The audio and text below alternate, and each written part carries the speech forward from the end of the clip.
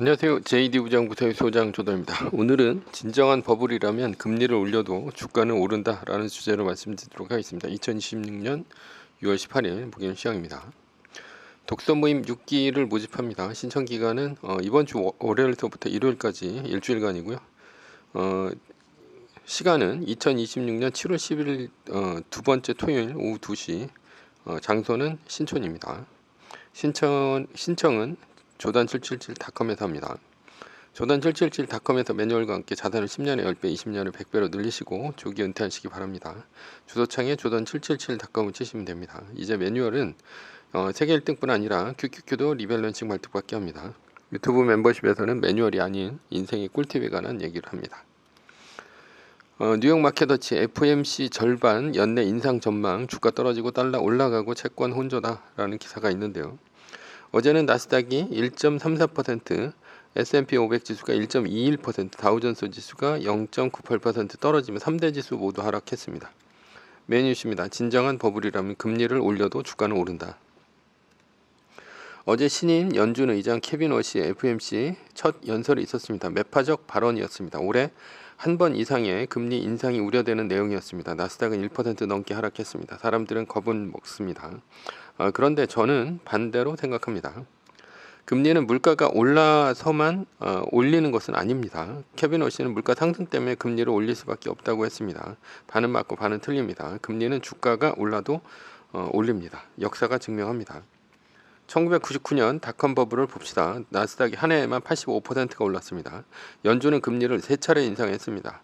그런데 그때 물가는 얼마였습니까? CPI가 약 2.7%대였습니다. 지금과 비슷한 수준입니다. 연준이 물가가 올라서 금리를 올린 것이 아니었습니다. 주가가 너무 많이 오르자 금리를 올린 것이죠.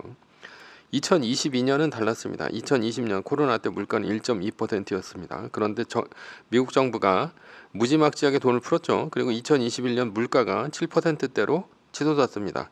2022년도에도 6%대였습니다. 연준은 무려 4.75%를 한꺼번에 올려버렸습니다. 이때는 정말로 물가가 올라서 금리를 올린 것이죠. 그리고 나스닥은 한 해 약 33%가 빠졌습니다. 그렇다면 지금은 1999년인가요? 아니면 2022년인가요? 제가 보기엔 1999년입니다. 이란의 종전 합의로 유가는 이미 70달러대로 떨어졌습니다. 물가가 크게 오를 이유가 없죠. 그런데 인공지능 버블로 주가가 치솟고 있습니다. 연준이 금리를 올린다면 물가 때문이 아닙니다. 주가가 너무 많이 올라서 올리는 것이죠. 마치 1999년처럼 말이죠.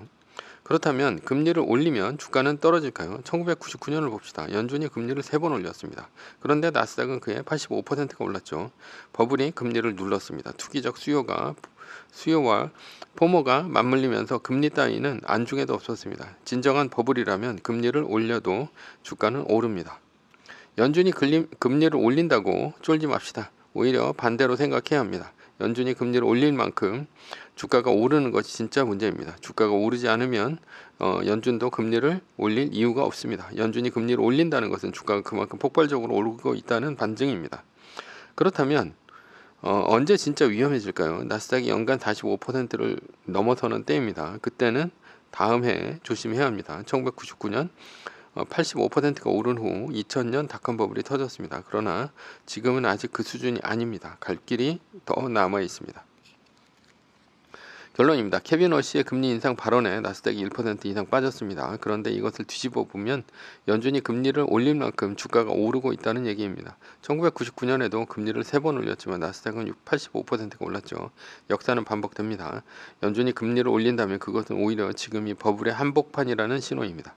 버블의 한복판에서 금리 인상 공포로 파는 사람은 일생의 기회를 놓치고 맙니다. 지금은 쫄지 말고 투자하되 매뉴얼대로 대응하면 됩니다. 서브이십니다. 한국도 일부러 감옥 가는 시대가 올까? 일본의 무연세 사회라는 말이 있습니다. 가족도 친척도 이웃도 직장도 모두 끊어져 홀로 고립되는 사회입니다. 2010년 NHK 다큐멘터리로 세상에 알려졌습니다. 그런데 지금 일본에서는 이상한 일이 벌어지고 있습니다. 노인들이 일부러 도둑질을 합니다. 감옥에 가기 위해서죠. 왜 감옥에 가려고 할까요? 감옥에 가면 잠잘 곳이 생깁니다. 밥이 나옵니다. 의료 관리를 받습니다. 규칙적인 생활을 합니다. 주변에 아는 사람이 있습니다. 이것이 일본 빈곤 노인들이 원하는 전부입니다. 그 전부를 감옥 밖에서는 얻을 수 없기 때문에 일부러 경범죄를 저지릅니다. 일본 후추 교도소 수감자 22%가 65세 이상의 고령 여성이었습니다. 20년 동안 노인 수감자가 4배가 늘어났습니다.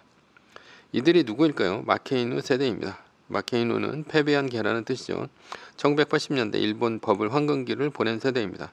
인생 황금기인 20대 30대를 흥청망청 보냈습니다. 결혼도 못하고 저축도 못하고 자산도 없습니다.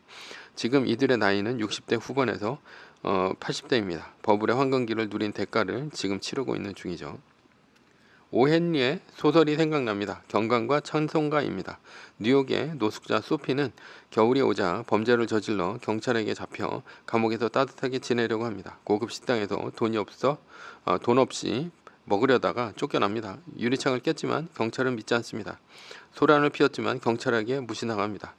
우산을 훔쳤지만 주인도 확신하지 못했습니다. 그래서 결국 소피는 체포되지 못했습니다. 그런데 소피는 교회 찬송가를 듣고 마음이 움직였습니다. 새 삶을 살겠다고 결심하는 바로 그 순간 경찰이 그를 불황자로 잡아들였습니다. 3개월형을 선고받았습니다. 인생은 아이러니합니다. 감옥 가려 할 때는 못 가고 안 가려 할 때 가게 됩니다. 한국도 40년 후에 이런 일이 벌어지지 않는다는 장담을 할 수 없습니다. 지금 한국의 20대 30대를 봅시다. 월급의 대부분을 소비로 날립니다. 저축할 돈이 없습니다. 결혼도 눈이 높아 하지 않죠. 그러나 결혼을 해도 문제입니다. 월급을 사교육비, 월세, 대출이자 생활비로 쓰고 나면 투자할 돈이 없습니다. 이 상태로 40년을 보내면 어떻게 될까요? 자산 없는 노인이 되어 일본의 마케이누처럼 됩니다.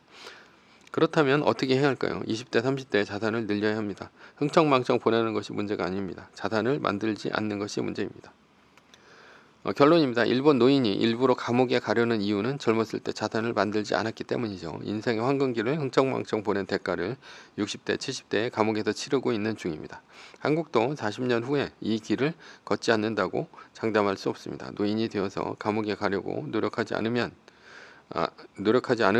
지금 자산을 만들어야 합니다. 20대, 30대 회사 다니면서 조금이라도 세계 1등 주식에 넣읍시다. 그것이 40년 후 감옥 대신 자유를 선택하는 유일한 방법입니다. 매뉴얼입니다.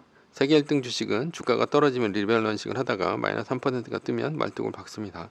그러다 V자 반등이 시작되면 주식을 다시 사면 됩니다.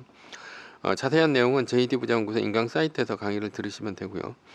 전제는 세계 1등 주식은 우상해야 합니다. 매뉴얼을 지키며 세계 1등에 투자하면 매년 25%의 복리로 10년간 10배, 20년간 100배로 재산을 불릴 수도 있습니다.